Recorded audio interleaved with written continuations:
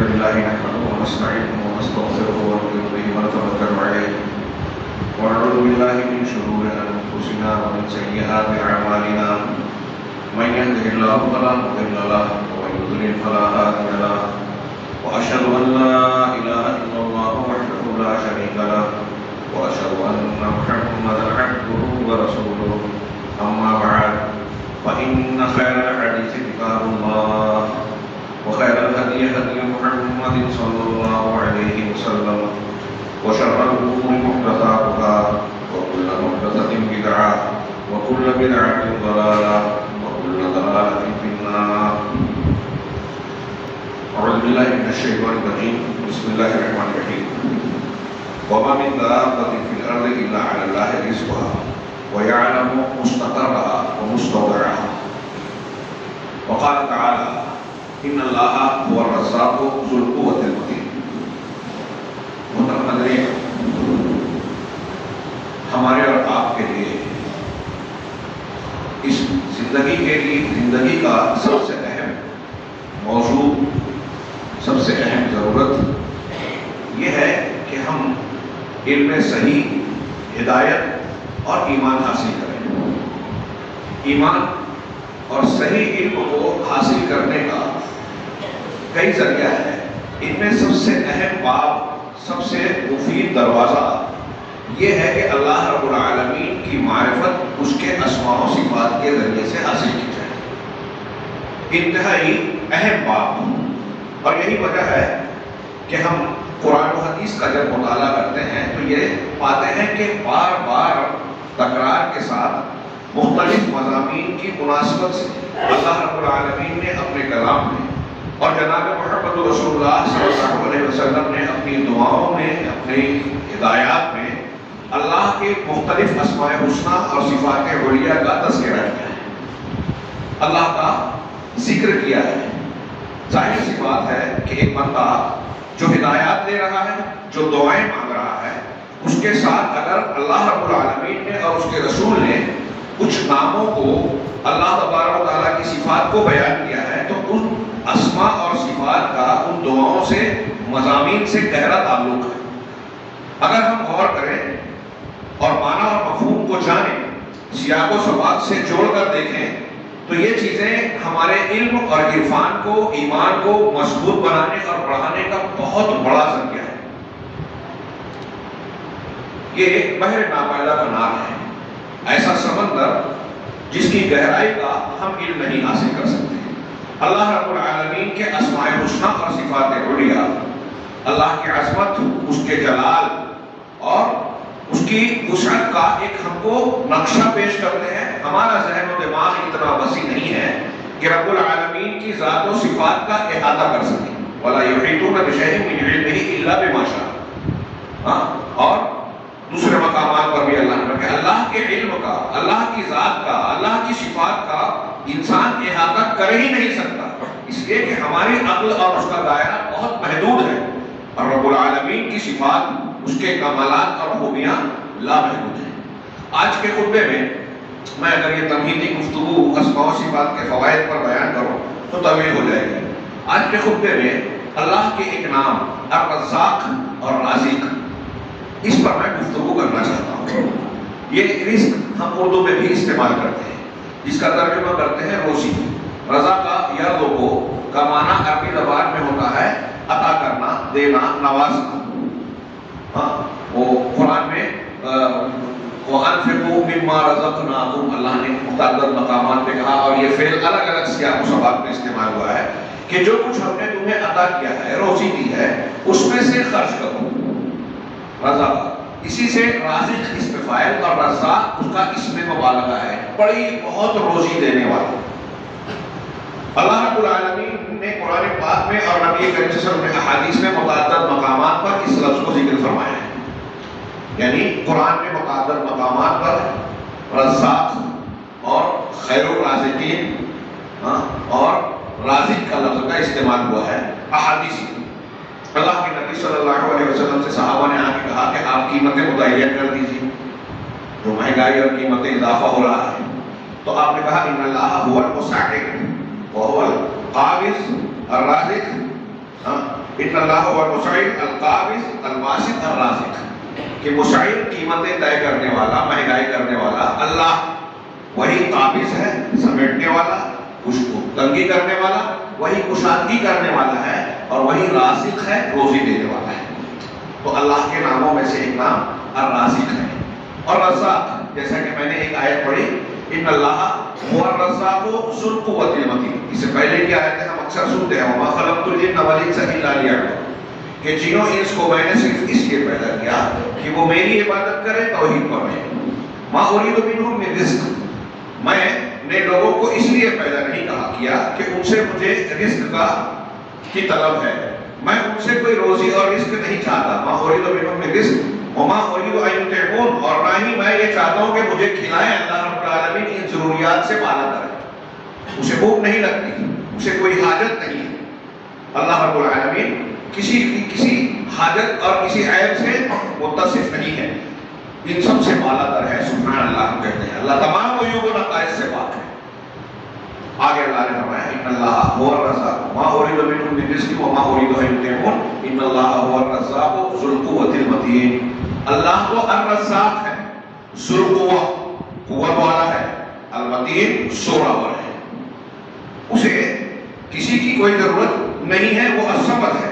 قرآن میں اللہ تبارک و تعالیٰ نے اپنے رزق سے متعلق بہت جا بجا چیزیں بیان فرمائی ہے اپنی نعمت کے تذکرے میں، اور کہیں عبادات کا یا توحید کا حکم دیتے ہوئے۔ اللہ رب العالمین الرزاق ہے۔ رزاق کا معنی ہم عام الفاظ میں اگر کریں کہ وہ ذات جس نے پوری کائنات کی تمام مخلوقات کی زندگی کی خوراک اور اسباب زندگی کا ذمہ لے رکھا ہے، جس نے اس کی کفالت کو اٹھا رکھا ہے۔ ہر شخص کو یا ہر مخلوق کی روزی، بھوک پیاس کو مٹانے کے اسباب، کھانا پانی اور زندگی کی دوسری ضروریات سب اس میں آئیں، سب کو عطا کرنے والا، سب کا ذمہ دار۔ ان کی روزی کیسے پہنچائی جائے کن حالات میں، اس کو بھی جاننے والا، اس میں خود آ گیا۔ اس میں یہ بات اگر روزی پہنچا رہے، جیسے ماں کے پیٹ میں بچے کو کیا روزی دے رہا ہے، پانی کے حیوانات کو، پرندوں چرندوں کو، جن کو جہاں ہیں وہاں روزی دے رہا ہے، اور جس کی جو خوراک ہے وہ دے رہا ہے، اس کے حاصل کرنے کے طریقے کو بھی اسے سکھا رکھا ہے، اور اس کے مقام اور ضرورت کے لحاظ سے اس کی ضرورت کو، اس کی روزی کو متعین فرمایا ہے۔ اللہ رب العالمین کا یہ ارشاد وَمَا مِن دَابَّةٍ فِي الْأَرْضِ إِلَّا عَلَى اللَّهِ رِزْقُهَا وَيَعْلَمُ مُسْتَقَرَّهَا وَمُسْتَوْدَعَهَا، زمین میں کوئی بھی جاندار ایسا نہیں ہے مگر اللہ رب العالمین نے اس کی روزی کو کا ذمہ لے رکھا ہے۔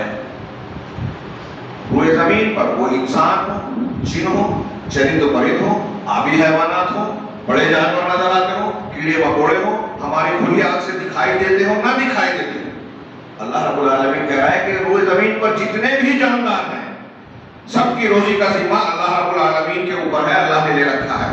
وَيَعْلَمُ مُسْتَقَرَّهَا وَمُسْتَوْدَعَهَا، اتنا ہی نہیں، اللہ رب العالمین ان کے مستقر اور مستودع کو جانتا ہے۔ مستقر اور مستودع کی تفسیر علماء نے کئی ایک کی ہے۔ مستقر جہاں وہ رہتا بستا ہے، زمین پر یا گھر میں جس جگہ وہ رہتا ہے اس کے رہنے سہنے کی جگہ۔ مستودع اس کے سونپے جانے کی جگہ۔ کچھ لوگوں نے کہا کہ یہ وہ مقام جہاں اس کی وفات ہوتی ہے، کچھ لوگوں نے کہا کہ اس سے مراد رحم مادر یا اس کے قائم مقام، جیسے ماں کا پیٹ جہاں بچے رہتے ہیں، اور اس کے قائم مقام جیسے انڈے وغیرہ میں جو دوسرے جاندار رہتے ہیں، پنپتے ہیں، تو اس کے مستودع اللہ رب العالمین اسے خوب جانتا ہے اور ہر ایک کو اس کی ضرورت فراہم کرتا ہے۔ یہاں آگے بڑھنے سے پہلے میں یہ ذکر کر دوں کہ اللہ رب العالمین کے روزی یا رزق کو اہل علم نے دو قسموں میں تقسیم کیا ہے۔ ایک تقسیم یہ ہے کہ اللہ تبارک و تعالیٰ مخلوقات کو کھانے پینے کا، جینے کا سارا سامان فراہم کرتا ہے، یہ اس کی رضاکیت ہے۔ ساری چیزیں جو ان کی جسم کی ضرورت ہے، کھانا پینا، دوا، غذا، لباس وغیرہ، تو مادی ضروریات کو فراہم کیا ہے۔ دوسری اللہ کی رضاکیت کا روزی دینے کا معنی یہ ہے کہ اللہ تبارک یہ خاص مومن اور پسندیدہ بندوں کو عطا فرماتا ہے، وہ ہے اللہ تبارک و تعالیٰ کا علم، عرفان، ہدایت، روحانی غذا۔ اس روحانی علم کے اور عرفان کے ذریعے سے اس کی روحانی نشو و نما ہوتی ہے اور وہ پختہ ایمان والا بنتا ہے، جس سے دنیا کے ساتھ ساتھ آخرت کی سعادت اور کامیابی جڑی ہوئی ہے۔ تو ایک روزی وہ ہے جو علم غیر معنوی روزی، جو روح کی غذا ہے۔ قرآن اور حدیث کو روحانی غذا یا روح کہا گیا قرآن کو، کس لیے کہ اس کے ذریعے سے روحانی زندگی ہوتی ہے۔ اگر ایک شخص ہدایت سے محروم ہے تو چاہے وہ جسمانی اعتبار سے زندہ ہے، روحانی اعتبار سے وہ مردہ ہے۔ کافروں کو مردہ کہا گیا اسی لیے۔ تو ایک روحانی غذا اللہ رب العالمین اپنے مومن اور خاص منتخب بندوں کو یہ روزی عطا فرماتا ہے، رزق دیتا ہے، علم و عرفان۔ اور ایک وہ روزی ہے جو کھانے پینے کی شکل میں ہوتی ہے۔ اسی کا تذکرہ کر کے عبدالرحمن بن ناصر السعدی کہتے ہیں، اس لیے بندوں کو چاہیے، ہمیں اور آپ کو چاہیے کہ اللہ تبارک و تعالیٰ سے جب اس کی رزاقیت کے حوالے سے روزی طلب کریں تو دو چیزیں ضرور مانگیں۔ ایک یہ کہ جو کھانا پینا اور زندگی کے اسباب ہیں وہ حلال دیں، خوشحالی کے ساتھ، فراوانی کے ساتھ اور حلال طریقے سے دیں، حلال راستے سے حرام سے بچائیں۔ اور دوسرا جو ضرور مانگنا چاہیے وہ ہدایت ہے، علم ہے، ایمان ہے، روحانی غذا ہے۔ نبی کریم صلی اللہ علیہ وسلم فجر کی نماز کے بعد ایک جو مختصر سی دعا پڑھتے تھے، آپ کی بہت سی دعاؤں میں یہ چیز ملے گی، قرآن کی دعاؤں میں بھی اور آپ کی دعاؤں میں بھی، اللہم انی اسألک علما نافعا ورزقا حسنا وعملا متقبلا۔ یہ تین چیز آپ مانگتے تھے کہ اے اللہ مجھ کو علم نافع دے، یہ ہدایت ہے، روح کی غذا۔ دوسرے جسم کی غذا مانگی کیا؟ کہ رزقا طیبا، رزقا حسنا، حسن یعنی اچھا اور پاکیزہ رزق، اچھی روزی، وعمل متقبلا، یا پھر دونوں چیزیں مل گئی تو ایسے عمل کی توفیق دے جو قبول کیا جانے والا ہے تیرے جناب میں، یعنی اس میں اخلاص اور سنت کے مطابق ہو۔ یہ مختصر سی ہر روز صبح میں دعا مانگنے کی تعلیم دی رسول اللہ صلی اللہ علیہ وسلم نے۔ دن بھر آپ کو یہ تین چیزیں اگر ملی ہے تو زندگی کامیابی سے گزر رہی ہے۔ ہر فجر میں یہ دعا مانگی ہے خیال کے ساتھ، علم نافع، رزق حلال، اور پھر اس کے بعد عمل مقبل یعنی متقبل، جو قبول کر کیا جانے والا عمل ہو۔ تو یہ روحانی غذا اور جسمانی غذا، یہ دونوں چیزیں اللہ رب العالمین سے مانگی جائیں۔ اللہ رب العالمین کہہ رہا ہے کہ وہ زمین پر جتنے بھی جاندار ہیں، مخلوق ہیں، سب کا رزق اللہ کے ذمہ ہے۔ اللہ ان کے مستقر اور مستودع کو جانتا ہے۔ اب ہم اس پر غور کریں، اللہ کی رزاقیت اگر آپ اور ہم غور کریں گے حقیقت میں، تو ہمارا ذہن و دماغ جو ہے محسوس کرے گا کہ اس کی پرواز بہت محدود ہے، اور رب العالمین کی ہر صفت، یہاں جو ہم رزاقیت پر بات کر رہے ہیں، لامحدود ہے۔ صرف اتنا سوچئے کہ دنیا میں کتنے انسان ہیں، کتنے انسان ہیں۔ ابھی جانوروں کی بات، جنگلی جانور، پالتو جانور، کیڑے مکوڑے، چرندے پرندے، پانی کے حیوانات کو چھوڑ دیجیے، صرف انسانوں پر غور کیجیے۔ آدم علیہ السلام سے لے کر آج تک کتنے انسان پیدا ہوئے، آج دنیا میں کتنے انسان ہیں، کہاں کہاں بستے ہیں، اور قیامت تک جو ہونے والے ہیں، ان سب کی رزق کا اور روزی کا ذمہ اللہ نے لے رکھا ہے۔ علم و عرفان والی بات کے ساتھ ابھی غور کیجیے کہ جو کھانے پینے کے سامان اور اسباب ہیں، وَجَعَلَ لَكُمْ فِيهَا مَعَائِشَ، اللہ تبارک و تعالیٰ نے تمہارے لیے دنیا کے اندر زندگی کے اسباب، معیشت کے اسباب پیدا کر دی، قرآن نے کہا۔ اور غور کیجیے کہ اسباب معیشت کیسے زبردست ہے۔ ان میں شیخ عبدالرحمن بن ناصر السعدی نے ایک اور تقسیم کی ہے۔ ایک تقسیم یہ کی ہے کہ اللہ تبارک و تعالیٰ کی جو روزی ہے، رزق ہے، ایک سبب کے ذریعے سے ملتا ہے، ایک بعض لوگوں کو بغیر سبب کے ملتا ہے۔ ہم اس کو جو بغیر سبب کے کہہ رہے ہیں وہ بھی اللہ تعالیٰ پیدا کرتا ہے۔ سبب ان کو کہ بندہ خود محنت کرتا ہے، تجارت کر رہا ہے، کھیتی باڑی کرتا ہے، کاشتکاری کرتا ہے، کچھ تجارت اور صنعت و حرفت کو اختیار کرتا ہے، اس کے ذریعے سے اس کو روزی مل رہی ہے۔ تو یہ کہیں گے کہ وہ خود گویا سبب بن رہا ہے اپنی روزی کے حصول کا۔ کچھ لوگ ایسے ہوتے ہیں کہ اللہ تبارک و تعالیٰ ان کو بغیر ان کی محنت کے روزی عطا فرماتا ہے۔ ماں کے پیٹ میں بچہ ہے، اور ایسے بہت سارے لوگ جن کو اللہ تبارک، جن کو روزی حاصل کرنے کا ذریعہ مہیا نہیں ہے، یا وہ اپنے اندر یہ قوت نہیں پاتے، کوئی اپاہج ہے۔ گھر میں ایک آدمی کام کرتا ہے، اس کے ماتحت کئی لوگ زندگی گزارتے ہیں، چھوٹے بچے ہیں یا دوسرے لوگ ہیں، اس کے کمانے کے ذریعے سے کھاتے ہیں۔ تو اللہ تبارک و تعالیٰ نے اس کو خود کے لیے طاقتور نہیں بنایا کہ وہ اپنی روزی حاصل کرے، تو اس کو تابع بنا دیا کسی ایسے ذریعے کا جس کے ذریعے سے اس کو روزی فراہم ہو رہی ہے۔ باپ ہوتا ہے، باپ نہیں ہوتا ہے، دوسرا کھڑا ہو جاتا ہے۔ اس طریقے سے آپ غور کریں تو مختلف اسباب متعین کرتا ہے اللہ رب العالمین۔ کچھ ایسے نظر آتے ہیں، شیخ عبدالرحمن بن ناصر السعدی کے پاس غور کیجیے کہ اللہ کے لطائف میں سے، مصر کے لطائف میں سے کہ کچھ مریض ہمیں نظر آتے ہیں کہ وہ بیمار ہیں، بستر پر پڑے ہوئے ہیں، محنت مشقت نہیں کر پاتے، کبھی کبھی کئی دن وہ بغیر کھائے پیے زندہ رہ جاتے ہیں۔ بیماری نہیں، ایسے اور بھی کچھ لوگ ہیں، زلزلہ آیا، گھر گرا، زمین کے اندر دفن ہے، کئی دنوں کے بعد اس میں سے ایک بچہ نکلا، زندہ ہے۔ تو کئی دنوں تک کچھ کھائے پیے بغیر اللہ ان کے جسم کو سلامت رکھتا ہے، قوا کو محفوظ رکھتا ہے، وہ زندہ رہ جاتے ہیں۔ کہ اتنی زندگی، یعنی ہم غور کریں کہ وہ ملبے کے اندر دبا ہوا انسان یا وہ بستر پر پڑا ہوا بیمار آدمی جتنے دن تک بغیر خوراک کے زندہ رہ گیا، بعض مرتبہ اتنی مدت ایک صحت مند انسان اگر کھانا پینا نہ استعمال کرے تو مر جائے گا، اللہ اسے زندہ رکھتا ہے۔ یہ اللہ کی قدرت اور رزاقیت کے نمونے۔ اسی طرح اس کے لطائف میں، لطائف رزق میں غور کیجئے، ایک ماں کے پیٹ میں استقرار حمل ہوتا ہے، بچہ حمل ٹھہرتا ہے اور 4 مہینے پر اس میں روح پڑ جاتی ہے۔ اب جب سے اس کے اندر روح ڈالی جاتی ہے، وہاں بھی اللہ کی رضاقیت کا تذکرہ ہے کہ صحیحین وغیرہ کی روایت ہے کہ جب 40 دن ہو جاتے ہیں، 4 مہینے ہوتے ہیں، تو ایک فرشتہ اللہ کے حکم سے جاتا ہے اور اس کے اندر روح ڈالتا ہے، اور ساتھ میں اللہ کے حکم سے اس کی 4 چیزیں لکھتا ہے۔ وہ کتنا جیے گا، اچھا ہوگا یا برا ہوگا، اس کی مدت عمر لکھتا ہے، اچھائی برائی لکھتا ہے، اس کی اجل لکھتا ہے، اور اس کا رزق لکھ دیتا ہے، وہ کتنا کھائے گا۔ لوح محفوظ میں پہلے سے لکھا ہے، وہ تقدیر ازلی ہے۔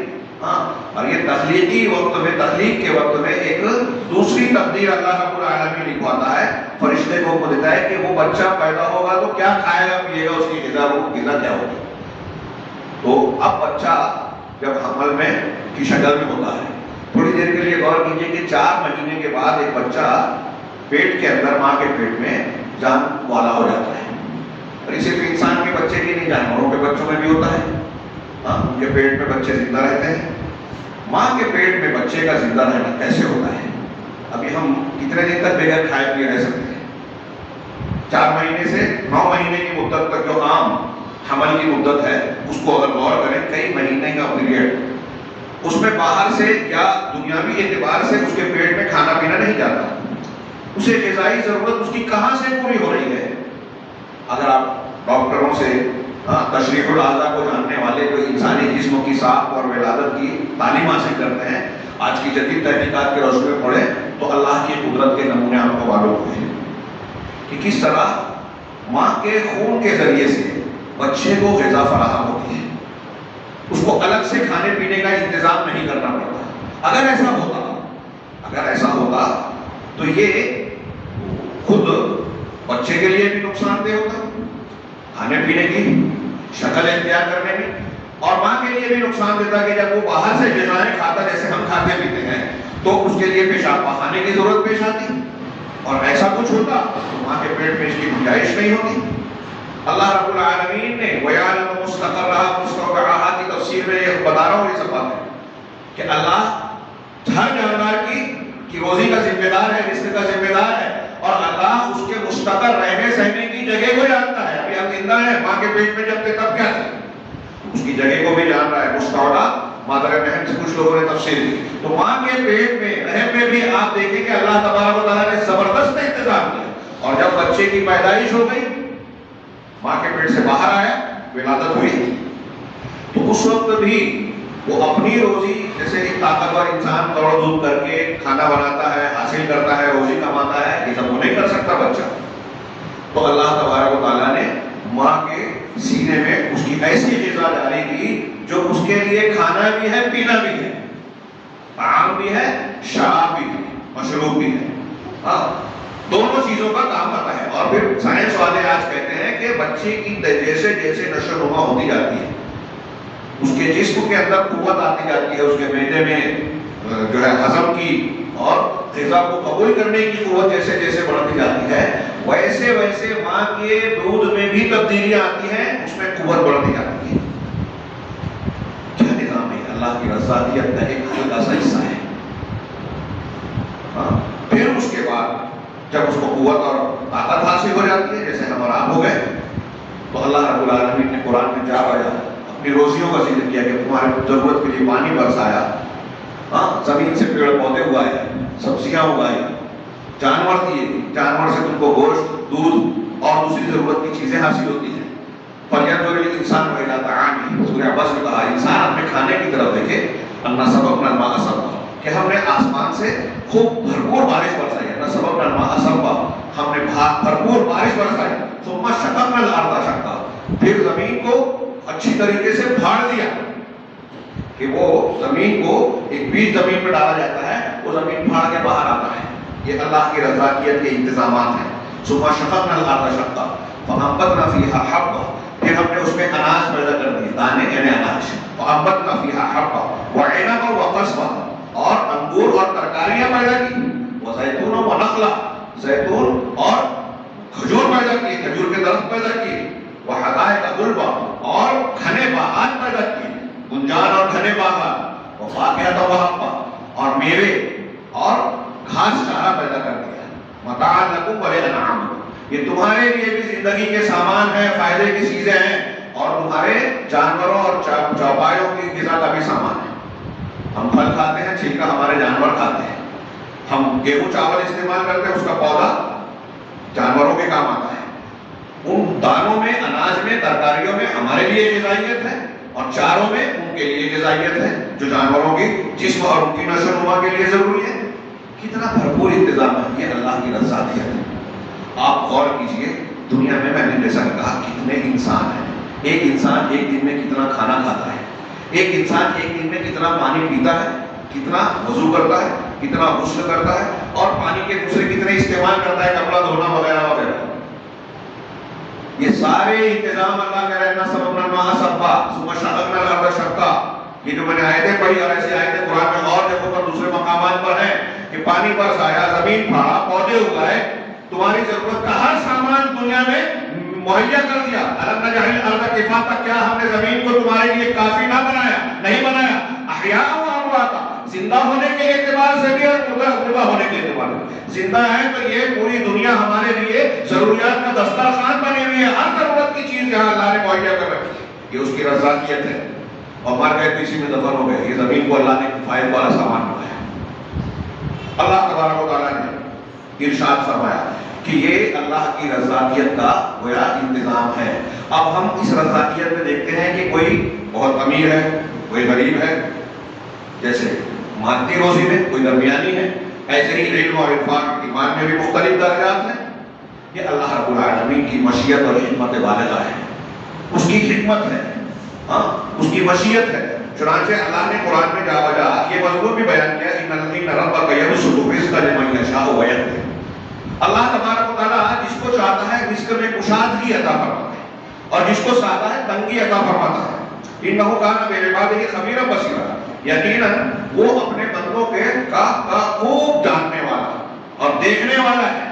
یعنی جانتا ہے کس کی کیا ضرورت ہے اور کس کو کتنا روزی، کس کو کتنی روزی دینی چاہیے. یہ اللہ رب العالمین کو خوب پتہ ہے، اور کسی کو بے حساب دیتا ہے. واللہ یرزق من یشاء بغیر حساب، جسے چاہتا ہے پروردگار بے حساب روزی عطا فرماتا ہے. غور کیجئے یہ جو درجات ہیں.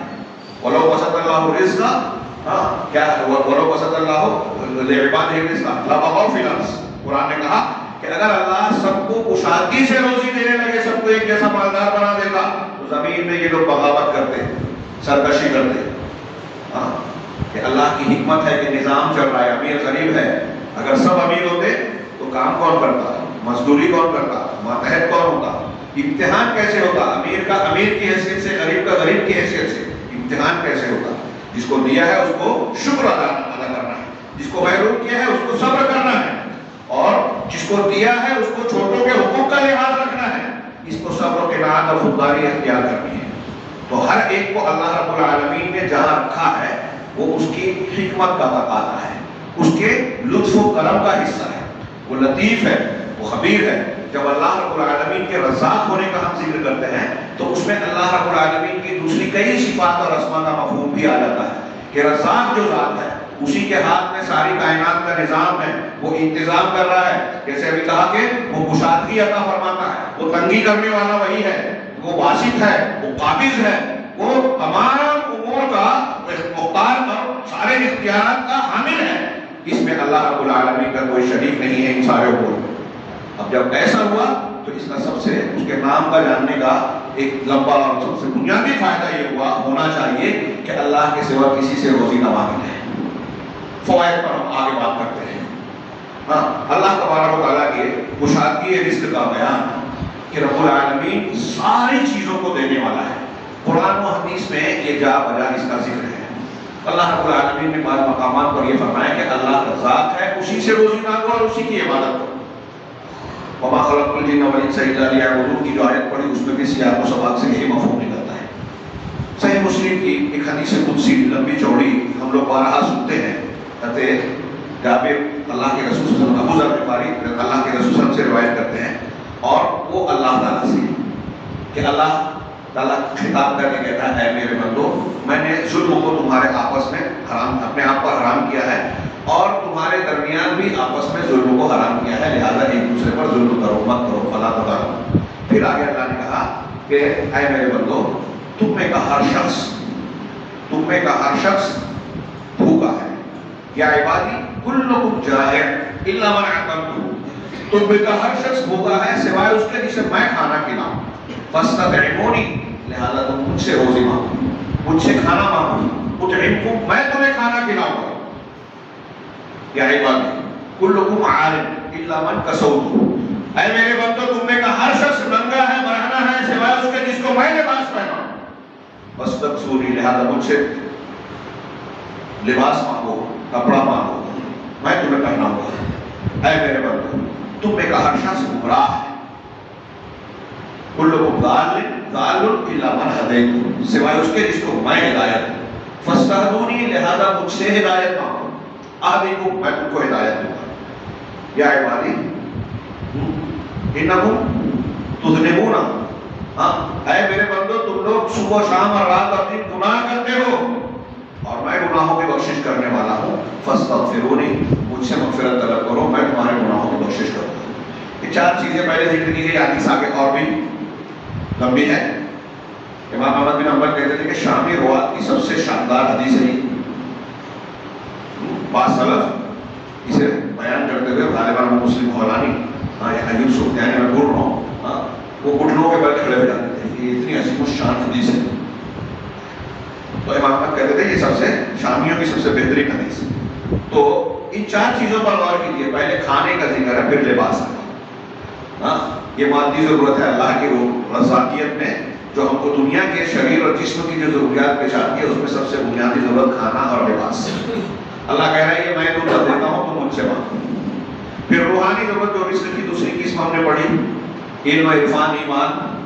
تو اللہ تعالیٰ نے کہا کہ ہدایت مانگو تو مجھ سے مانگو، اور اگر گناہ اور غلطی ہو جاتی ہے تو معافی مانگنا ہے تو مجھ سے مانگو. یہ روحانی ضرورت میں سب سے بنیادی ہے کہ ہم کو ہدایت ملے، اور ہدایت ملنے کے بعد بھی اگر گناہ نافرمانی کا ارتکاب ہو جائے تو رب العالمین کے سامنے شرمندہ ہو، معافی مانگے، توبہ کرے، مغفرت طلب کرے. یہ ہماری روح کی غذا کے لیے سب سے بنیادی چیزیں ہیں. اللہ کہہ رہا ہے کہ یہ چیزیں میں دیتا ہوں، مجھ سے مانگو. یہی توحید کا یہ سبق ہم کو ملتا ہے کہ جب کھانا، دانا، لباس، کپڑا، ہدایت، مغفرت اللہ ہی دینے والا ہے تو کسی اور کے در پر جھکنے، سوالی بننے کا کیا فائدہ؟ اگر اللہ کو ہم رزاقیت کی حیثیت سے پہچانے تو روزی کے معاملے میں، اپنی ضروریات کے معاملے میں اسی پر بھروسہ کرنے کا مادہ پیدا ہوگا، اسی سے امید ہوگی. کسی اور کے سامنے آدمی جھک کر اپنے آپ کو رسوا نہیں کرے گا، اپنی خودداری بیچے گا نہیں. یہ اللہ کے رزاق ماننے کا فائدہ. اب اگر کوئی شخص نبی صلی اللہ علیہ وسلم کو دعا اور اپنی ضروریات کے لیے پکار رہا ہے، کسی بھی شیخ عبد القادر جیلانی خواجہ اجمیری اور فلاں سے امید لگا رہا ہے کہ وہ ہماری مشکل کشائی کریں گے، ضرورت پوری کریں گے، بنا کریں گے، تو وہ اللہ کو اکیلا رزاق نہیں مان رہا ہے۔ اللہ کہہ رہا ہے کہ میں دیتا ہوں، مجھ سے مانگو، اور بندہ کہہ رہا ہے کہ تو تجھ سے نہیں، فلاں سے بھی مانگ لیں گے اور وہ دے دے گا۔ اللہ کہہ رہا ہے وہ نہیں دے سکتے، آپ کہہ رہے ہیں دے دے گا۔ اس سے بڑھ کر گستاخی کیا ہو، یہی تو شرک ہے کہ آپ اللہ کی خصوصیات کو نظر انداز کریں، اللہ رب العالمین کی خوبیاں کسی اور میں مانگیں، اور جو اللہ کے لیے خاص ہے وہ دوسروں کے لیے آپ مخصوص کریں یا دوسروں کے لیے عام کریں۔ اس سے بڑھ کر گناہ نہیں ہے۔ اگر اس پہ آدمی مر گیا تو کبھی جنت میں نہیں جا پائے گا، کبھی جہنم سے نہیں نکل پائے گا۔ چنانچہ اللہ کے ان ناموں اور ان کے معنی و مفہوم کو اچھی طریقے سے سمجھیں۔ یہاں رزق اور روزی سے متعلق ایک بات کو اور بیان کر کے صرف اس کے فوائد کا ذکر کروں گا کہ ہمارے یہاں ایک تصور یہ ہے کہ اللہ تبارک و تعالیٰ کی روزی جس کو زیادہ مل رہی ہے وہ یہ سمجھتا ہے کہ، یا لوگ سمجھتے ہیں، وہ خود سمجھتا ہے کہ میں اللہ کا بڑا پسندیدہ اور برگزیدہ بنتا ہوں۔ ہاں، روزی کا زیادہ ملنا، اللہ یبسط الرزق لمن یشاء ویقدر، قرآن نے کہا جس کو چاہتا ہے کشادگی دیتا ہے، جس کو چاہتا ہے بند کر دیتا ہے۔ میرے سمجھ میں نہیں آتا کہ کیسے اس خام خیالی میں ایک مسلمان مبتلا ہو جاتا ہے۔ قرآن حدیث کو ماننے کے باوجود، تاریخ کو جاننے کے باوجود، انبیاء کی زندگیوں کے مطالعے اور سننے کے باوجود کیسے اس غلط فہمی کے شکار ہوتے ہیں۔ لیکن یہ انسانی نفسیات ہے کہ اپنا ایک آدمی امیر ہے، اقتدار والا ہے، تو اپنے مقابلے میں کسی کو کمتر دیکھتا ہے تو سمجھتا ہے کہ اس کے مقابلے میں میں اللہ کا برگزیدہ اور پسندیدہ ہوں۔ کیا نہیں بھی حالانکہ دنیا میں دیکھ رہا ہے، ایک مسلمان دیکھ رہا ہے کہ بہت سارے کفار و مشرکین کو اللہ نے بڑی قوت اقتدار دے رکھا ہے، تو کیا ان سے خوش ہے؟ ابراہیم علیہ السلام کے سامنے نمرود تھا، بادشاہ تھا۔ حضرت موسیٰ علیہ السلام کے سامنے فرعون تھا، بادشاہ تھا۔ حضرت شعیب علیہ السلام کے قوم کے سرداران کہتے تھے کہ تم ٹوٹے پھوٹے لوگ، اللہ نے تم کو ہمارے درمیان ہدایت دی، ہمارے پاس دولت ہے، قوت ہے۔ نبی کریم صلی اللہ علیہ وسلم کے سامنے کے مشرکین کہتے تھے کہ اگر نبوت دینا ہی تھی اللہ کو تو یہ دو بستیاں طائف اور مکہ میں یہی ملے، یہ روسائے مکہ، روسائے طائف، ان کو چھوڑ کر اللہ نے ان کو منتخب کیا۔ ہر جگہ کو نفسیات، اور آج بھی ہمارے یہاں گویا ایسا ہی خیال پایا جاتا ہے۔ قرآن نے اس کا ذکر کیا، فَأَمَّا الْإِنسَانُ إِذَا مَا ابْتَلَاهُ رَبُّهُ فَأَكْرَمَهُ وَنَعَمَهُ فَيَقُولُ رَبِّي أَكْرَمَنِ۔ انسان کا معاملہ، اس کی حالت یہ ہے کہ اللہ تعالیٰ جب اسے آزماتا ہے، إِذَا مَا ابْتَلَاهُ رَبُّهُ فَأَكْرَمَهُ، اور اس کو عزت دیتا ہے، وَنَعَمَهُ، اور اس کو نعمتوں سے نوازتا ہے، رزق کی فراوانی کرتا ہے، فَيَقُولُ رَبِّي أَكْرَمَنِ، تو کہتا ہے میرے پروردگار نے مجھے بڑی عزت بخشی۔ یعنی روزی کے دیے جانے کو وہ سمجھتا ہے کہ عزت والا ہو گیا، میں اللہ کا پسندیدہ ہوں۔ وہ اما اذا ما ابتلاه، اور جب اللہ تعالیٰ اس کو آزماتا ہے، فقدر علیہ رزقہ، اور اس پر اس کے رزق کو تنگ کر دیتا ہے، فیقول ربی اہانن، تو کہنے لگتا ہے ارے میرے رب نے میری مجھ کو ذلیل کر دیا، مجھ کو ذلت دے دی۔ اللہ نے کہا ایسا حدیث نہیں، یہ تو اذا ما ابتلاه کا جملہ بتا رہا ہے کہ یہ آزمائش ہے۔ تھوڑی دیر کے لیے سوچے کہ کیا فرعون اللہ کا پسندیدہ تھا، موسیٰ علیہ السلام کا پسندیدہ تھے؟ نعوذ باللہ، ہرگز نہیں، کوئی مسلمان نہیں مان سکتا۔ لیکن آج کا فرعون یہ سمجھتا ہے میرے پاس دولت ہے، اقتدار ہے، میں تنگ کر دوں گا، میں لوگوں کو مجبور کر دوں گا، اپنے مخالفین کے لیے راستے تنگ کر دوں گا۔ یہ آج حکومت میں بیٹھے ہوئے لوگ ہوں یا کہیں اور لوگ ہوں جو قوانین بنا رہے ہیں، دولت اور کمائی کے ذریعوں کو سمیٹنا چاہتے ہیں، وہ بھول جاتے ہیں کہ مقالید السماوات والارض، زمین و آسمان کے رزق کی کنجیاں رب العالمین کے ہاتھ میں، ان کے ہاتھ میں نہیں۔ اگر کسی کو کوئی دولت مل رہی ہے تو یہ عارضی طور پر وہ امیر ہے، جو کھائے گا، پہنے گا، استعمال کرے گا، اس کے بعد سارا کا ساری دولت وہ جو تجوری میں سجا کے رکھی ہو، بینک اکاؤنٹ میں رکھی ہو، یا کاغذات کی شکل میں، پراپرٹیز کی شکل میں ہو، دوسرے کی دولت پر چوکیداری کر رہا ہے۔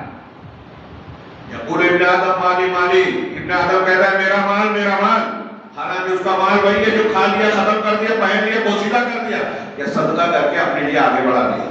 باقی جو مال ہے وہ اس کا نہیں ہے، جو مال ہم نے پراپرٹی کی شکل میں بنایا وہ ہمارا نہیں ہے۔ ہمارے یہاں ہر ایک شخص کہتا ہے حلال حرام کی تمیز ہوتا ہے پیسے کے چکر میں۔ آج کے زمانے میں اللہ تبارک و تعالیٰ کے اس نام کو، اس موضوع کو جو میں نے چھیڑا بہت ضرورت ہے صحیح ایمان کو صحیح کرنے کے لیے کہ اس معاملے میں بھروسہ اللہ پہ کیا جائے. ایک تو یہ لوگوں کو رزاق نہ مانا جائے، دوسرے مادی فائدے کے سلسلے میں لوگ اندھے ہوئے جا رہے ہیں. کافی مضمون باقی ہے، گھڑی کا کانٹا آگے بڑھ گیا. اندھے ہوئے جا رہے ہیں، جس کو دیکھیے جہاں دیکھیے دنیا کے چکر میں پڑا ہے. ہاں یعنی کوئی عام مزدور تو خیر محنت مشقت کر کے اپنی ضرورت پوری کرنا چاہتا ہے، لیکن وہاں سے لے کر ایک ایسا شخص جو وقت کے تخت پر بیٹھا ہوا، جن کو عالمی سطح پر یہ بتا دیا گیا ہو کہ یہ مخصوص اور ٹاپ لوگوں میں ہے مالداری کے اعتبار سے، 10 انتہائی مالدار لوگوں میں سے، 15 انتہائی مالدار لوگوں میں سے ان کے پاس یہ ہے وہ ہے، رزق ختم نہیں ہوتی، لیکن اتنا مل جانے کے بعد اس کی بھوک مٹتی ہی نہیں، وہ اور سمیٹنے کے چکر میں رہتا ہے. دنیا کے بیوپاری اور ساہوکار آج دیکھ رہے ہیں ہم کہ لوگوں کی دولت اور لوگوں کا لقمہ چھیننے کے لیے کیا کچھ کر رہے ہیں. بیماریاں پھیلاتے ہیں، ایک دوا بنائیں تو پہلے اس کے لیے بیماری کو پھیلاتے ہیں، پھر دوا بیچتے ہیں. کہتے ہیں کورونا بھی ایسے تھا. یہ اسباب ہیں، لوگوں کا عمل ہے، لیکن اصل کرنے والی ذات اللہ کے دماغ سے رکھی ہے. ہم اسباب پر بات کر رہے ہیں، لوگ یہ کر رہے ہیں. ایک آدمی ڈاکٹر بنتا ہے، ڈاکٹر بن گیا، کوئی آفیسر بن گیا. ہمارے مسلمانوں میں خاص طور سے کوئی مسلم ہو تو جشن مناتے ہیں، لیکن وہ ڈاکٹر بننے کے بعد ایک آدمی گیا، ہاں یہ کیس ہے آپریشن کرنا ہوگا، تخفیف کیجیے. کہا ہم نے خدمت کے لیے جو ہے تعلیم حاصل نہیں کی ہے، وہ پیسہ کمانا ہے، ہماری فیس کم سے کم اتنی ہے، اتنی ہو تو ہم آپریشن کریں گے. اور مریض کو اگر فوراً طبی امداد نہ ملی تو وہ مر جائے گا. ڈرا دیا، ڈیلیوری کیس ہے، ٹیبل پہ ہے، فوراً بولو، ماں کی جان کو خطرہ ہے، بچہ بھی مر سکتا ہے، اتنا لگے گا. اب آپ جو ہے قرض لے میں، سودی قرض لے میں، اپنی کوئی چیز بیچ دے میں، اس سے انہیں کوئی سروکار نہیں، کوئی مربت اور رحم اور ترس نہیں. اب آپ پوچھئے لوگوں سے، یہ تو کمائی وغیرہ کا معاملہ ہے. گھر گھر ہمارے یہاں دیکھیے حصے بدلے کے جھگڑے ہیں. واللہ کہہ رہا ہوں، میں جب غور کرتا ہوں تو مجھے سمجھ میں نہیں آتا کہ یہ اہل ایمان کا معاشرہ ہے. ہمارے یہاں دینداری کا ڈھنڈورا پیٹا جاتا ہے. آدمی اپنے آپ کو تسلی دیتا ہے کہ میں جنتی ہوں، کوئی خواب دیکھ رہا ہے، کوئی کچھ ذکر و اذکار کر رہا ہے. اور علماء کرام نے بھی دین کا شارٹ کٹ بتا رکھا ہے، ہاں کہ کچھ بھی کر لو، فلاں فضیلت والا کام کر لو گے سارے گناہ معاف. 2 رکعت پڑھ لیا، یہ نصاب والا ذکر کر لیا، تو اتنے ہزار فرشتے قیامت تک آپ کے لیے مغفرت کی دعا کرتے رہے. میں اکثر یہ بات کہتا ہوں، بہت سے لوگ سنے میری زبان سے کہ اب بندہ سوچتا ہے کہ میرے گناہ تو اتنے کم ہیں کہ یہ 70,000 فرشتے قیامت تک آئیں گے تو میرے گناہ کم پڑ جائیں گے، اس لیے ذرا زیادہ کرنا چاہیے، ایسا لگتا ہے. آپ دیکھیے کہ جن لوگوں کو یہ فضائل بتائے جاتے ہیں ان کے معاملات زیادہ گڑبڑ ہیں. ان کو غیر محسوس طریقے پہ تحت شعور میں یا غیر محسوس طریقے پہ یہ ذہن دے دیا گیا کہ آپ اس فضیلت پر عمل کریں اور بہن کا حصہ مار لیں، بھائی کو جو ہے دھوکہ دے دے، ان کے حقوق مار لیں، ظلم کریں، بےمانی کریں، جھوٹ بولیں، سیاست کے نام پر ادھر پتھر کریں، دوسروں کا حق ماریں، سب معاف ہو جائے گا. یہ دین نہیں ہے، یہ جھوٹ ہے، غلط ہے، فریب ہے. آپ کتنے بھی فضائل پر عمل کریں، اگر دوسروں کا حق مارا ہے قیامت کے لیے وہ سوال ہی بن کے آئے گا. صحیح مسلم اور ترمذی کی حدیث کہ ایک شخص نماز روزہ صدقات اور نیکیاں لے کر آئے گا، لیکن کسی کی غیبت کی ہوگی، کسی کا مال کھایا ہوگا، کسی پر ظلم کیا ہوگا، کسی کو تھپڑ مارا ہوگا، کسی پر الزام لگایا ہوگا. صاحب آئیں گے، میرے ساتھ ظلم کیا تھا، الزام لگایا تھا، تیرا اتنا حق ہے، وہاں لین دین کے لیے پیسہ پراپرٹی نہیں ہوگی. اس کی نیکیاں جو نماز روزہ فضائل پہ عمل کر کے گیا، پہلی بات تو فضائل ہونا چاہیے. یہاں تو بہت سے فضائل بدعت والے بتائے جاتے ہیں. بدعت یہ بھی جان لیجیے، جو رسول اللہ صلی اللہ علیہ وسلم سے عبادت ثابت نہیں ہے، اگر وہ عبادت آپ کر رہے ہیں تو بدعت ہے. دین کے نام پر آپ بدعت کر رہے ہیں. ہر جمعہ میں اللہ کے رسول کہتے تھے دین کی ہر نئی چیز بدعت، ہر بدعت گمراہی. تو پہلے تو وہ ایک مسئلہ ہے، بڑا مسئلہ. اور اگر بالفرض آپ نے نیکیاں واقعی میں کی ہیں، نامہ اعمال میں نیکیاں درج ہے بھی، تو جس کا مال ہڑپ کیا ہے، جس کی غیبت چغلی کی ہے، جس پر الزام لگایا ہے، جس کی عزت سے کھیلا ہے، وہ آئیں گے، حق مانگیں گے. اللہ ظلم نہیں کرے گا، اس کی نیکیوں میں سے اس کے حق کے برابر دیا جائے گا. یہ میں نہیں کہہ رہا ہوں، صحیح مسلم کی روایت ہے، ترمذی کی روایت ہے. ہر حقدار آتا جائے گا، اس طرح نیکیاں جاتی رہیں گی. نیکیاں ختم، حقدار باقی. مجھے تو لگتا ہے فضائل کو بتا کر یہی کر رہے ہیں کہ آپ جو نیکیاں کر رہے ہیں، اگر کسی کا حق مارا ہے تو آپ اس کے لیے نیکی کر رہے ہیں. اور آج جو دکھ میں ہے کہ میرا حصہ مار لیا، کل خوش ہوگا قیامت کے دن کہ چلو حصہ مارا تھا، یہاں اس کا زیادہ فائدہ ہوگا. ہاں، میں یہ کہتا ہوں کہ آپ جس سے نفرت کرتے ہو، جس کی آپ کی غیبت کرتا ہے، ہمیں غور کریں اپنے آپ میں ڈالیں کہ آپ جس کی غیبت کرتے ہیں، ہم جس کی غیبت کرتے ہیں، ہم سے نفرت کرتے ہیں نا، برا سمجھتے ہیں اور چاہتے ہیں کہ لوگ بھی اس کو برا مانیں. جھوٹے الزام لگانا، اب تو سوشل میڈیا کا دور ہے. فرشتوں کے لکھنے سے پہلے آدمی خود ریکارڈ بنا دیتا ہے کہ میں اس کی برائی کر رہا ہوں، چال چل رہا ہوں، سمجھتا ہے کہ میں بہت چالاک ہوں، اللہ رب العالمین کو بھول جاتا ہے. تو یہ جو چیزیں کرتا ہے آدمی، کس کے لیے کرتا ہے؟ غیبت، چغلی، الزام تراشی، جس سے نفرت کرتا ہے. میں نے بات پہلے بھی کئی مرتبہ کہی ہے، لیکن اس کا اعادہ کرنے میں کوئی برائی نہیں. غور کیجیے کہ آپ جس سے نفرت کرتے ہیں اس کو فائدہ دیں گے کیا؟ نہیں دیں گے، تو نقصان پہنچانا چاہتے ہیں. لیکن قیامت کے دن میدان محشر میں جب رشتے دار ایک دوسرے سے بھاگیں گے، بیٹا باپ سے، شوہر بیوی سے، بیوی شوہر سے، باپ بیٹے سے، ایک نیکی اگر کوئی مانگے گا کہ مجھ کو ایک نیکی گھٹ رہی ہے. حضرت اکرمہ نے جیسا کہ روایت بیان کی ہے، حضرت ابن عباس کے شاگرد یوم یفر المرء من اخیہ کے ضمن میں، قرآن کی آیت کے ضمن میں، ایک نیکی اگر کوئی رشتے دار دنیا کے کسی قریبی رشتے دار سے جس کے ساتھ بہت اچھا رشتہ تھا مانگے گا، وہ نہیں دے گا، معذرت کرے گا، ایک نیکی نہیں دے گا. کوئی آپ کا سگا بھائی، آپ کے والدین، آپ کے بیٹے بیٹیاں، آپ کے دوسرے رشتے دار، ایک نیکی کوئی نہیں دے گا. کوئی دوست دوست کو نہیں دے گا. دوست دنیا میں چاہتے تھے، لیکن جس نے غیبت کی ہے نا وہ دے گا نہیں. اللہ تعالیٰ اس کے نامہ اعمال سے خود جس کی غیبت کی گئی ہے، غیبت کرنے والے کے نامہ اعمال سے نیکیاں نکال کر اس کو دے گا. جہاں سگا بھائی، باپ، ماں ایک نیکی نہیں دیں گے، غیبت کرنے والا جو دنیا میں دشمن ہے وہ ذریعہ بنے گا نیکی ہوگا. تو اس کا مطلب دنیا میں جس کی دشمنی میں ہم نقصان پہنچانا چاہ رہے ہیں اس کو وہ فائدہ دینے کا انتظام کرنا ہے جو قیامت کے دن کوئی رشتہ دار نہیں دے سکتا. یہ جو انجینئر یا روافظ کے چیلے صحابہ کرام کو برا بھلا کہتے ہیں.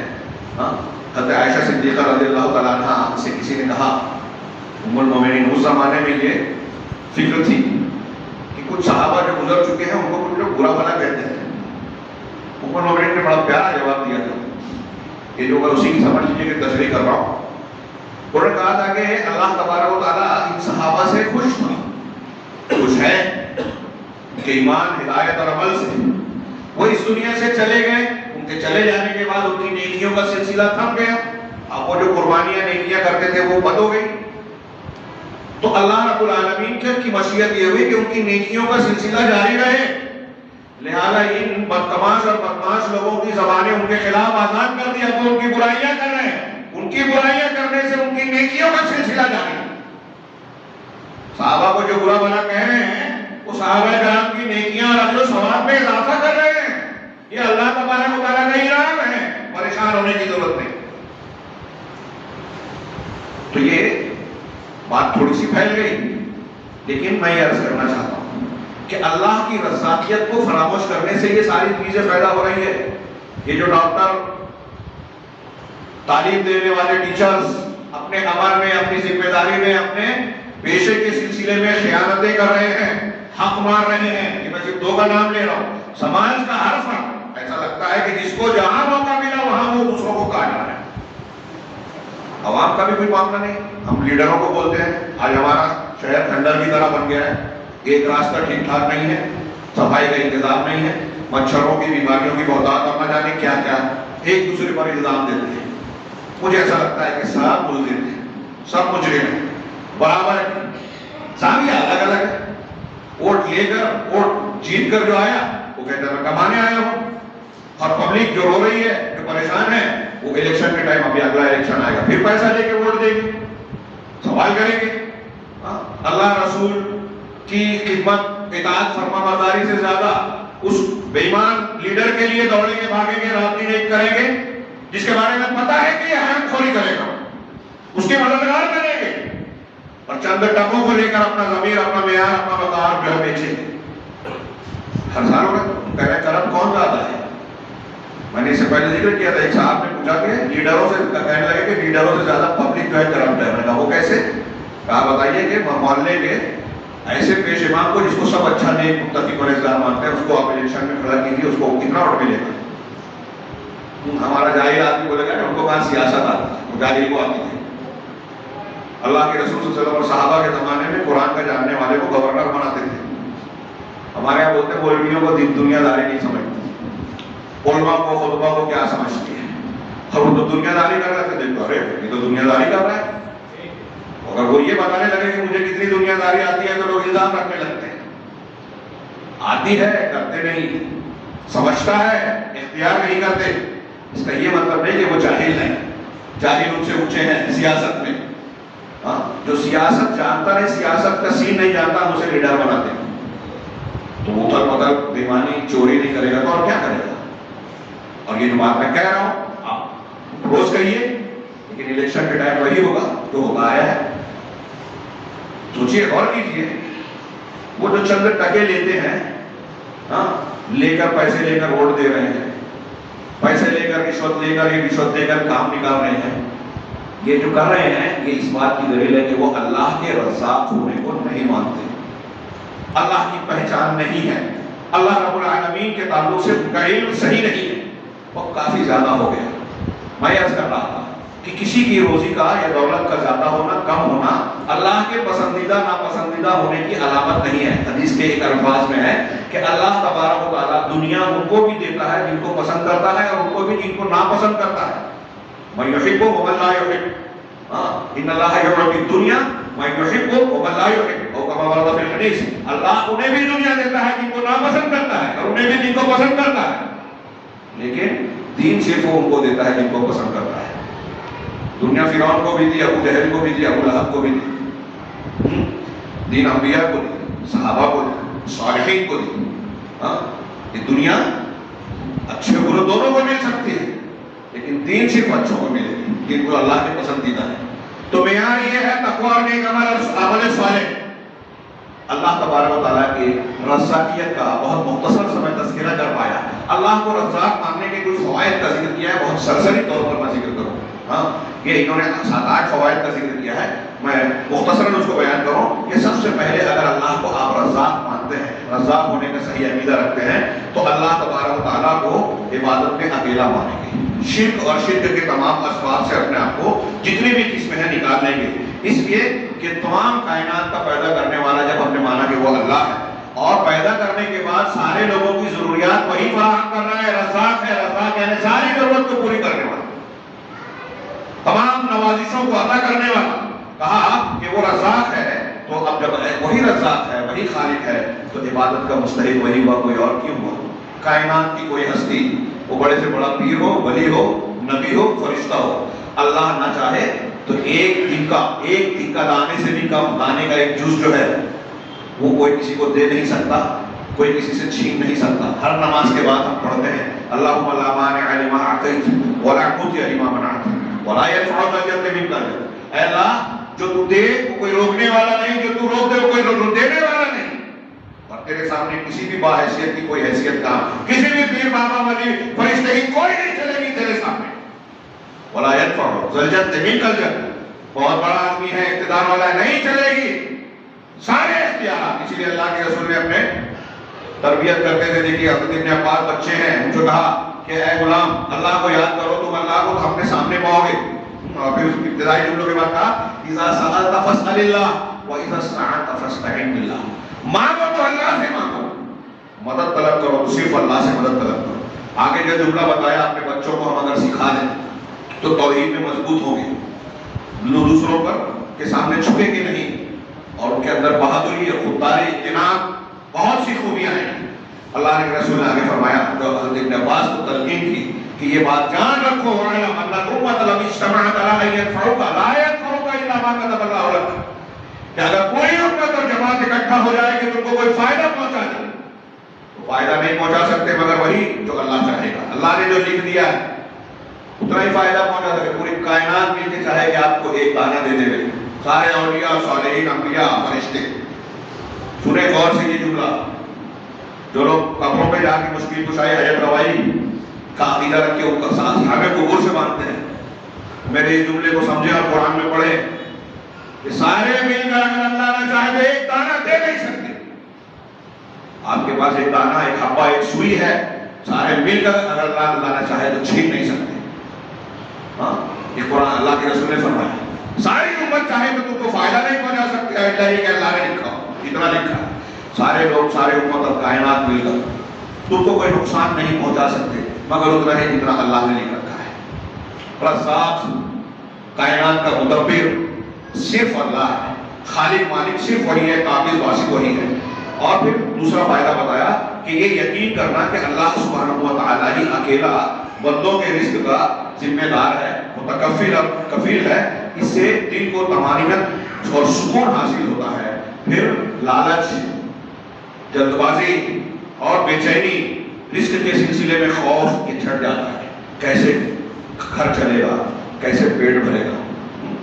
نبی کریم صلی اللہ علیہ وسلم کا ارشاد ہے سنن ترمذی وغیرہ کی، اگر تم اللہ پر ویسے بھروسہ کرو، لو انکم تتوکلون علی اللہ حق توکلہ لرزقکم کما یرزق الطیر. اللہ پر بھروسے کی طرح کہ حق کے مطابق اگر بھروسہ کرنے لگو تو تمہیں اللہ ایسے ہی روزی دے گا جیسے پرندوں کو دیتا ہے. پرندے گھونسلے میں بیٹھ کر اللہ نہیں کرتے. تغدو خماسا وتروح بطانا، جو صبح میں گھونسلے سے نکلتے ہیں بھوکے پیٹ، خماسا بھوکے پیٹ، پتہ نہیں کرتا کہاں ملنے والا، لیکن محنت کرتے ہیں. توکل کا یہ معنی نہیں کہ گھر بیٹھ جائیں، ہاں خانقاہ میں بیٹھ جائیں اللہ کریں. صبح میں بھوکے پیٹ نکلتے ہیں لیکن شام کو لوٹتے ہیں تو پیٹ بھرے گا. تروح بطانا، شام کو پیٹ بھر کر لوٹتے ہیں. یہ اللہ کی روزی کا انتظام ہے. چرند پرند، میں نے غور کرنے کے لیے کہا تھا آج جائیں گھر پہ تو اللہ کے بارے میں ضرور غور کریں کہ انسان، چرندے، پرندے، پانی کے جانور، کیڑے مکوڑے، سب کو اللہ روزی کو جو جہاں ہے، زمین کے اندر ہے، چٹان میں ہے، کیچڑ میں ہے، پانی کے نیچے کے حصے میں ہے، ہمارے جسم کے اندر جو حیوانات ہیں جو صبح جی رہے ہیں، سب کو اللہ نے زندہ رکھا ہے، سب کا انتظام کر رکھا ہے. کتنے ہیں؟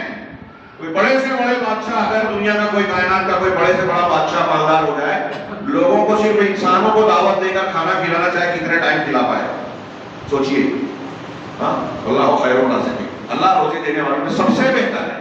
کوئی روزی دینے میں اللہ کے جیسا نہیں ہے یا مشابہت نہیں ہے، لیکن کچھ لوگ جیسے کہتے ہیں نا کہ فلاں اپنے اہل و عیال کو کھلاتا پلاتا ہے، کماتا ہے، اس تناظر میں جو روزی دینے والا لفظ استعمال ہوتے ہیں دونوں کے معنی میں فرق ہے، مماثلت نہیں. تو اس تناظر میں بھی اور دوسرے بھی تشریحات کی ہے. اللہ سب سے بہتر روزی دینے والا ہے، ایسا زبردست ہے. تو کہا جب انسان اللہ تبارک و تعالیٰ کو رزاق جانے گا تو اس سے دل کو اطمینان و سکون ہوگا. رزق کے سلسلے میں خوف، لالچ، گھبراہٹ یہ نہیں ہوگا، اور اللہ تبارک و تعالیٰ پر سچا توکل اور بھروسہ پیدا ہوگا. جیسا کہ اسی سے یہ نتیجہ بھی نکلے گا، جب یہ بھروسہ ہوگا کہ اللہ رزاق ہے، جتنا لکھا ہے وہی دے گا، اس سے کوئی زیادہ دے نہیں سکتا. جب آپ کا یہ عقیدہ ہوگا تو آپ حرام طریقے سے روزی کمانے سے اپنے آپ کو بچائیں گے، اور مخلوق سے خوف ہٹ جائے گا کہ اگر میں نے فلاں کو ناراض کر دیا تو وہ میری نوکری چھین لے گا، روزی پر پابندی لگا دے گا یا اسباب بند کر دے گا. لوگوں سے ڈر کی وجہ سے لوگ بزدلی جو اختیار کرتے ہیں، ان جھوٹی مصلحتوں کے وجہ یہ اللہ رب العالمین کو رزاق ماننے سے ان چیزوں کی اصلاح ہوگی. آج سماج میں دیکھیے کتنے لوگ ایسے ہیں، حق جانتے ہیں، سچ مانتے ہیں، قبول نہیں کرتے. کتنے غیر مسلم کہتے ہیں کہ اسلام کو ہم نے جان کے سچا مذہب ہے لیکن قبول کر لیں گے تو بڑی پریشانی ہوگی. ہمارے مساجد میں کتنے لوگ ایسے ہیں، میں طنز نہیں کر رہا ہوں لیکن یہ حقیقت ہے، کہ کہتے ہیں کہ اہل حدیث مسلک سمجھ میں آ گیا، قرآن حدیث بالکل اسی میں بالکل صاف ستھرا ہے، صحیح عقیدہ ہے، لیکن ابھی ہم نے قبول کیا تو بڑے پریشانی ہوگی، شادی بیاہ کر دیا، لوگ مخالفت کرتے ہیں، ستاتے ہیں، ہر فلاں چیز ہم کرتے ہیں لیکن رفع الیدین نہیں کر سکتے. اس کو دیکھ کے لوگوں کی سمجھ میں آ جاتا ہے، پریشان کرنا شروع کر دیتے ہیں. آپ روزوں سے ڈرتے ہیں، ہاں کیا لوگ اپنی روزی اور نعمتوں کے حصول کا ذریعہ بند کر دیں گے؟ اللہ نے جو لکھا ہے کہ آپ کو یہ ملنا ہے، کیا لوگ اس کو روک سکتے ہیں؟ ابھی میں نے جو روایتیں پیش کی، رزاقیت کا جو معنی بیان کیا، اس کے تناظر میں غور کریں. اگر وہ عقیدہ ہمارا صحیح ہو جائے تو یہ بزدلی اور یہ خرابیاں دور ہو جائے گی. یہی شیخ کہہ رہے ہیں، وہاں بھی کہہ رہے ہیں کہ یہ چیز کبھی کبھی جو آدمی رزق اور روزی کے سلسلے میں، دنیا کے سلسلے میں ڈر خوف میں مبتلا ہوتا ہے، اس سے کبھی کبھی ایسا ہوتا ہے کہ اہل باطل کو قوت حاصل ہوتی ہے، ظالم آدمی جو ہے مسلط ہوتا ہے اور وہ مومن سے اس کے رزق کے بدلے میں اس حق اور باطل کا سودا کرتے ہیں کہ تم کو نوکری سے نکال دیں گے اگر تم نے حق کا ساتھ دیا، سچ کا ساتھ دیا، تم نے ایسا کیا تو تم کو جو ہے ہم جو ہے پابندی لگا دیں گے فلاں فلاں مقام پر، یہاں تمہارے دکان اور کاروبار چلنے ہی نہیں دیں گے، بندہ ڈر جاتا ہے اور باطل کا ساتھی بن جاتا ہے۔ یہ عرب عالم کی تحریر میں فوائد کو ذکر کر رہا ہوں۔ تیسرے نمبر پر کہا کہ اللہ تبارک و تعالیٰ کے الرزاق کی معرفت، اس کی دلالت پر غور کریں تو اس میں اللہ تعالیٰ کے دو اور ناموں کا، حکیم اور علیم کا مفہوم بھی چھپا ہوا نظر آتا ہے۔ انہوں نے کچھ قدر تفصیل سے بیان کیا، میں اختصار سے کہوں کہ اللہ تبارک و تعالیٰ کہ ہم کہاں کہاں کتنی رحمت اور شفقت کے ساتھ ماں کے پیٹ میں بچہ جو اپاہج ہے اس کو، بیوی کو جو کام نہیں کر رہی ہے، بیٹیاں ہیں ان کو شوہر کے ہاتھ سے، اپنے ذمہ دار کے ہاتھ سے یا کسی کے ذریعے سے روزی عطا فرماتا ہے۔ دیکھیں ہمارے سماج اور معاشرے میں اس پہلو پر غور کرنا چاہیے کہ جو کمزور ہیں اس کا ذمہ دار اللہ نے کسے بنایا۔ ہمارے یہاں ایک پہلو ہے جس کو دیندار سماج بنتا ہے ہمارا غور ہی نہیں کرتا کہ بہت ساری ایسی بیوائیں، ایسی عورتیں جو بے سہارا ہیں، ان کے شوہر بستر مرگ پر یا بیماری کے فرش پر پڑے ہوئے ہیں، کام دھندا نہیں کر پاتے۔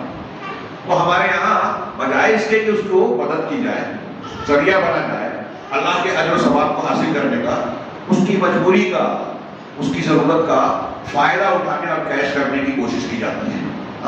اور ہم دیکھ رہے ہیں کہ بہت سارے مقامات پر ایسی مجبور خواتین غلط راستوں پر جانے کے لیے مجبور کی جاتی ہیں، ایسے کارخانوں اور جگہوں پر جاتی ہیں جہاں غیر مسلم مسلمان بلا تمیز ان کا استحصال کرتا ہے۔ میں جو اشارہ کر رہا ہوں، مجھے یقین ہے کہ سننے والے مجھ سے زیادہ اس معاملے میں معلومات رکھتے ہیں۔ ہمارے شہر کے کارخانوں میں، باہر کے کارخانوں میں اور دوسرے مقامات پر آپ اس کا مشاہدہ کر سکتے ہیں۔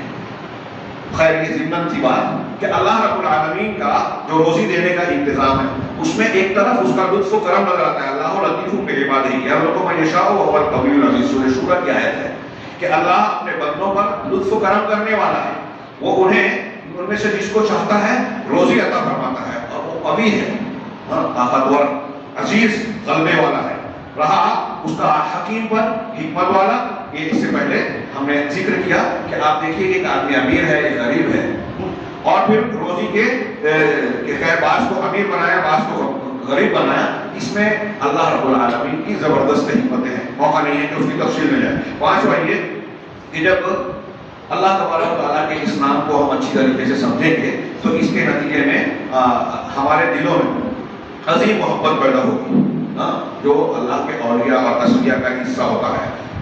اس طریقے سے کہ اللہ تبارک و تعالیٰ نے ہم پر جو ہے احسان کیا، روزی عطا فرمائی، اور حقیقت میں اگر دیکھا جائے تو جو لوگ محنت سے بھی بظاہر کہتے ہیں کہ میں بڑی محنت کرتا ہوں، حقیقت میں وہ محنت بھی اللہ کی توفیق کا ہی حصہ ہے۔ ہمیں جو روزی مل رہی ہے نا، وہ حقیقت میں دیکھا جائے تو اللہ تبارک و تعالیٰ اپنے لطف و کرم سے دے رہا ہے۔ اس نے اسباب پیدا کی، توفیق دی، صلاحیت دی، ورنہ ہم وہ کام نہیں کر سکتے تھے جو کر رہے ہیں، اور جو کام کر رہے ہیں اس کے باوجود ہم کو اس سے زیادہ مل رہا ہے جتنا کر رہے ہیں۔ یہ اللہ رب العالمین کا لطف و کرم اور اس کی حکمت کا حصہ ہے۔ اب بندہ جب اس کو جانے گا تو اللہ تبارک و تعالیٰ کے اولیاء اور نیک بندوں کو دیکھے گا تو رزق حلال بھی مانگے گا، اور ایمان اور علم و عرفان بھی مانگے گا، اور اس کا شکر گزار بنے گا۔ اب یہاں ایک اہم بات یہ کہی کہ سب سے زیادہ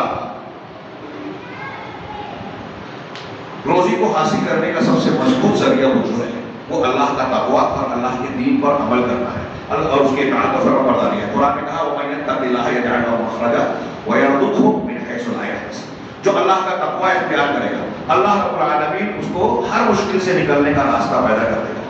آج کل ہمارے نوجوان میں بار بار دہراتا ہوں، پریشان رہتے ہیں، کیا حال ہے؟ مولوی لوگ تو یہ کہتے ہیں، فلاں یہ قرآن کہہ رہا ہے کہ تقویٰ اختیار کرو، اللہ مصیبت سے نکلنے کا راستہ بنائے گا۔ تقویٰ کیا ہے؟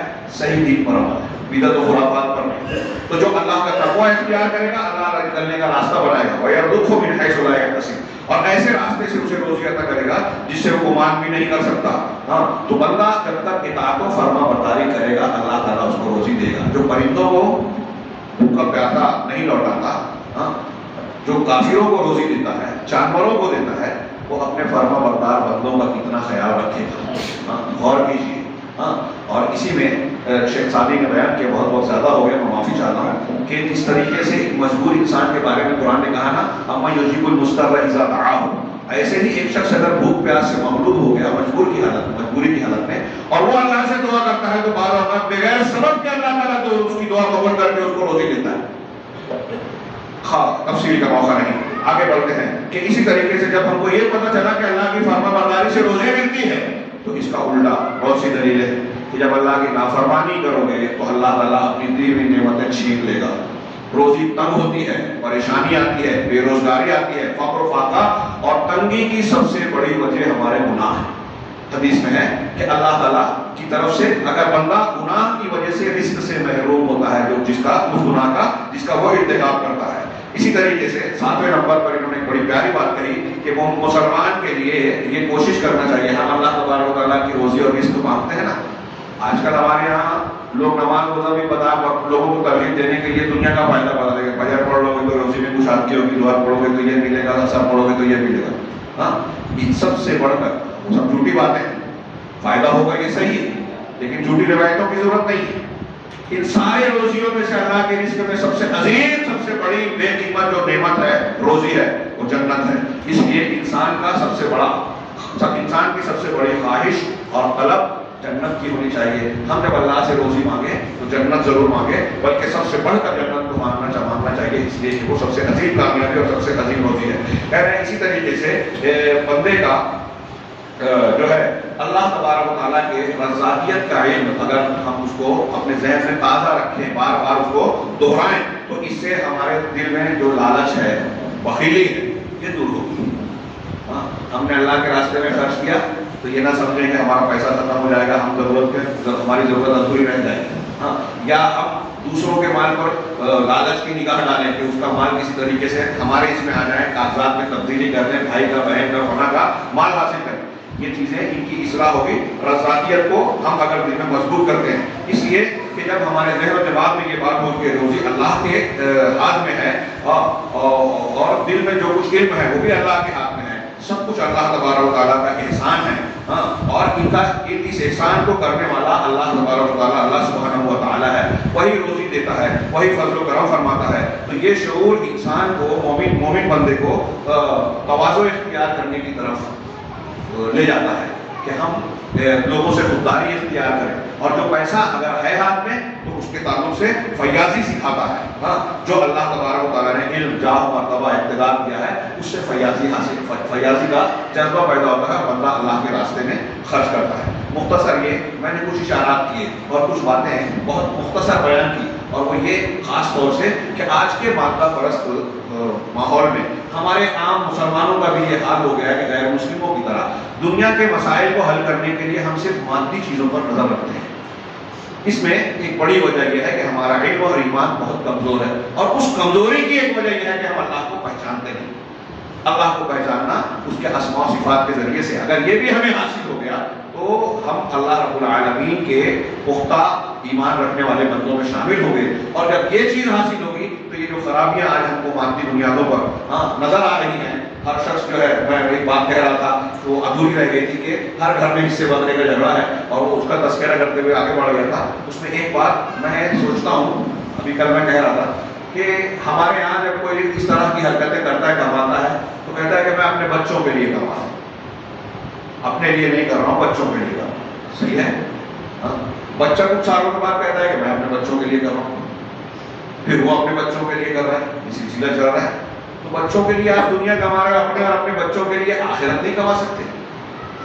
حقیقت یہ ہے کہ رزاقیت اور اللہ رب العالمین کے اسماء و صفات کو جانیں، اس دنیا کی حقیقت کو جانیں، تو آپ یہ سوچیں گے کہ اپنے اور اپنے بچوں کے لیے یہ انتظام کیا جائے کہ جنت والی روزی حاصل کی جائے، جہنم سے بچایا جائے، اور جب ہم وہاں کے لیے کوشش کریں گے تو دنیا میں جب اللہ کافروں کو بھی بھوکا نہیں رکھتا تو مومنوں کو کیوں رکھے گا۔ اللہ تعالیٰ سے دعا ہے کہ ہمیں صحیح ایمان کی توفیق دے اور اسی کے مطابق زندگی گزارنے اور اس پر عمل پیدا رہنے کی توفیق عطا فرمائے، اور اس کے ذریعے سے دنیا اور آخرت میں کامیابی عطا فرمائے۔ وآخر دعوانا رب العالمین، بارک اللہ لنا ولکم فی القرآن المجید ونفعنا وإياکم بآیات الذکر انہ تعالی جواد کریم ولیہ الرحیم۔